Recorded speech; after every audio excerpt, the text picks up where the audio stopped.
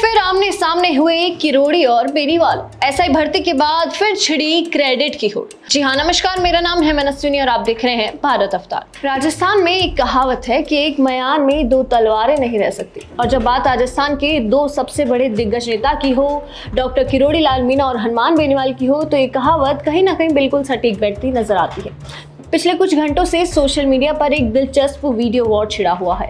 मुद्दा है गो संरक्षण का, लेकिन लड़ाई हुई फिर से क्रेडिट की।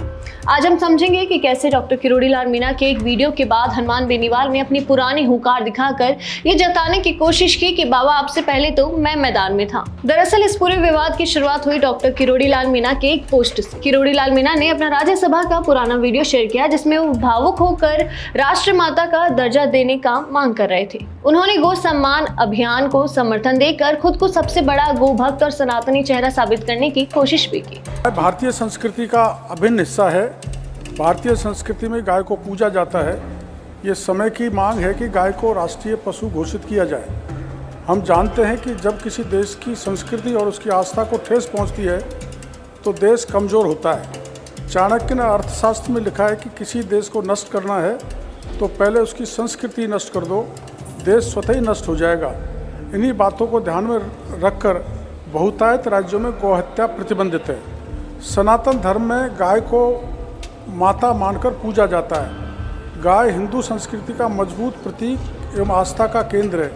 इसलिए जब कोई भी गौहत्या करता है तो सामाजिक सौहार्द बिगड़ जाता है। गाय का मांस खाना किसी भी प्रकार से किसी का मौलिक अधिकार नहीं हो सकता, बल्कि जो लोग गाय की पूजा करते हैं, गाय की रक्षा करना उनका परम कर्तव्य है। लोग आर्थिक रूप से भी गाय पर निर्भर हैं। गौरक्षा किसी धर्म से जुड़ा विषय नहीं है। मुस्लिम शासकों ने भी गाय को भारतीय संस्कृति का महत्वपूर्ण हिस्सा माना था। बाबर, हुमायूं और अकबर सहित कम से कम 5 मुस्लिम शासकों ने गौहत्या पर प्रतिबंध लगाया था। अतः सरकार से मांग है कि गाय को राष्ट्रीय पशु घोषित किया जाए। अब जैसे ही किरोड़ी लाल का ये वीडियो वायरल हुआ, नागौर से सांसद हनुमान बेनीवाल कहाँ पीछे रहने वाले थे। उन्होंने तुरंत अपना 2022 का लोकसभा वीडियो शेयर कर दिया और बेनीवाल ने ये याद दिलाया कि जब 2022 में लंपी बीमारी में गायें मर रही थी, तब उन्होंने ही सबसे पहले गो संरक्षण और टाइगर रिजर्व जैसी सुविधाओं की मांग उठाई। राजस्थान में संरक्षित गोचर की भूमि को, जितनी हमारी गोचर है उसको विकसित करने, अंगोर की भूमि को संरक्षित कर उन्हें गौशालाओं के लिए आवंटित करने का गो अभयारण्य बनाने की जरूरत है। क्योंकि टाइगर रिजर्व के लिए जब प्रावधान हो सकते हैं तो गायों के लिए भी क्यों नहीं। अभी गायों में लंपी स्किन बीमारी फैली हुई है, उस पर नियंत्रण जरूरी है। आपके मंत्री संजीव बालियान जी ने संज्ञान लिया, टीमें भी राजस्थान के अंदर भेजी। गाय को राष्ट्रमाता का दर्जा दिया जाए, गाय को बचाया जाए। राजस्थान से इसकी पहल आप मंत्री जी करें। बेनीवाल का ये वीडियो शेयर करना सीधे तौर पर डॉक्टर किरोड़ी लाल मीणा को जवाब था कि इस मुद्दे पर राजनीति बाबा ने नहीं बल्कि बेनीवाल ने शुरू की थी। यही नहीं, बेनीवाल ने तो ये तक कह दिया कि बीजेपी की सरकार गाय के नाम पर वोट लेती है, मगर वोट मिलने के बाद गायों को ही भूल जाती है। अभी पहली बार नहीं जब इन दोनों के बीच क्रेडिट की होड़ मची हो। आपको याद होगा एसआई भर्ती परीक्षा का मामला, जब पेपर लीक के खिलाफ आंदोलन हुआ तो किरोड़ी लाल मीणा और हनुमान बेनीवाल दोनों ने अपनी ताकत झोंक दी। लेकिन जैसे ही सरकार ने एक्शन लेना शुरू किया, सोशल मीडिया पर यह जंग छिड़ गई कि आखिर आवाज किसने उठाई और न्याय किसने दिलाया।